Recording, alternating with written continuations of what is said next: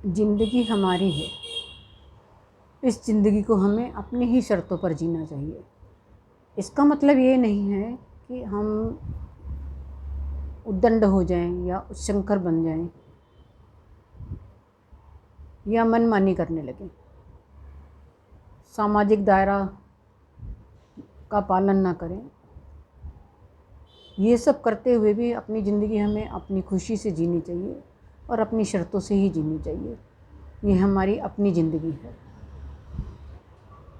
जब हम दूसरों किसी के इशारे पर अपनी ज़िंदगी जीना शुरू करते हैं तो हमारी ज़िंदगी पर हावी हो जाते हैं और फिर कभी कभी ऐसी बातें हमारे दिल को दुखा जाती हैं। इसीलिए अगर जब आप अपनी ज़िंदगी को अपने हौसले पर जीना शुरू करेंगे तो कोई हावी नहीं होगा। और किसी की कही बात का कभी बुरा भी नहीं मानना चाहिए। कभी कोई कह देता है आपका रंग डार्क है, आप सांवले हो, आपकी हाइट कम है, तो हमें उनकी तरफ गहरी मुस्कुराहट के साथ देखना चाहिए और उनसे पूछना चाहिए कि बताइए इसका क्या रीज़न है। आपको काले रंग से नफ़रत है या इंसान से नफ़रत है?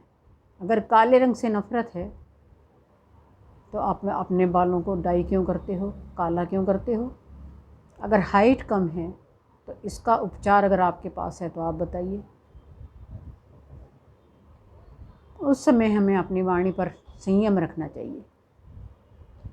हम जब संयम खो देते हैं, क्रोधित हो उठते हैं, तो वाणी हमारी बहुत कर्कश हो जाती है और उस समय हम बहुत कुछ ऐसा बोल जाते हैं, किसी और के बारे में भी बोल जाते हैं जिनका उस बारे में कोई लेना देना नहीं होता। मान लीजिए किसी ने कहा, उसके परिवार को हम गालियाँ निकालना शुरू कर देते हैं। उसके परिवार ने तो किसी ने हमसे कुछ नहीं कहा और इस बात पर क्रोधित होने की कोई वजह भी नहीं है। दुनिया में केवल दो ही रंग हैं, गोरा और काला। काला रंग तो ऐसा है कि उसके ऊपर कोई दूसरा रंग चढ़ ही नहीं सकता, इतना मजबूत रंग है। तो काले रंग वाले इंसान मजबूत होते हैं क्योंकि उन पर तो ना किसी चीज़ का असर ही नहीं होता, कोई रंग नहीं चढ़ता। तो हमें उनको कहना चाहिए कि आपका सफ़ेद रंग तो ऐसा है कि इसके ऊपर कोई भी रंग चढ़ा दो तो अब सफ़ेद रंग का अस्तित्व ही नहीं है। काले रंग का तो अस्तित्व है, वो इतना मजबूत है कि अपने ऊपर किसी रंग को चढ़ने ही नहीं देता। और उस समय अगर हम अपने वाणी में नम्रता ला के बात करेंगे तो आगे से इस तरह से बात करने से सामने वाला सावधान हो जाता है। अगर हम क्रोधित हो उठते हैं और अपनी वाणी को दूषित कर लेते हैं तो इसका मतलब ये हुआ कि हमें खुद को ही अपने कॉम्प्लेक्स के बारे में या अपनी हाइट के बारे में या कद के बारे में हमें खुद को ही कॉम्प्लेक्स है। तो हम कॉम्प्लेक्स में क्यों आए? जो रंग दिया है भगवान ने, दो में से एक तो मिलना ही है, तो दोनों रंग भी बुरे नहीं हैं और हाइट तो हमारे बस में नहीं है। और बाकी अगर दूसरे अवगुण तो है नहीं है, बाकी अगर दूसरे कोई अवगुणों के बारे में बताता है तो उनसे ये पूछिए कि आपके पास इसका कुछ उपाय है ताकि मैं अपने ये अवगुण दूर कर सकूं। अगर वो इंसान आपका दोस्त होगा, आपका मित्र होगा, आपका हितैषी होगा तो आपको उपाय बताएगा, वरना वो आगे से इस तरह की कोई बात नहीं करेगा। नमस्कार, आप सब लोगों का स्वागत है। मैं तो भूल ही गई थी। मेरे इस ब्लॉग में बहुत बहुत स्वागत है। आशा करती हूँ आप सब अपने परिवार वालों के साथ खुश होंगे, प्रसन्न होंगे कि आज मैंने ये बात पढ़ी थी तो मैंने सोचा कि चलो अगर कोई नहीं पढ़ पाता है तो उन तक मैं ये बात पहुंचा दूं।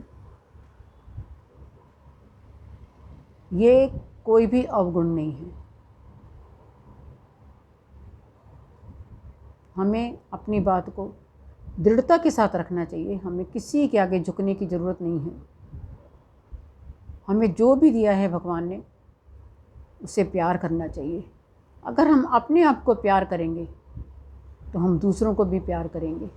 अगर हम अपने आप को ही प्यार नहीं करते तो दूसरों को प्यार कहाँ से बांटेंगे। कहते हैं ना कि पहले खुद सर्वाइव हो जाओ तब दूसरों को सर्वाइव कर सकते हो। भूखा इंसान दूसरों को क्या खिलाएगा। अगर वो खुद ही भूखा है तो दूसरों का भला वो पेट कैसे भरेगा।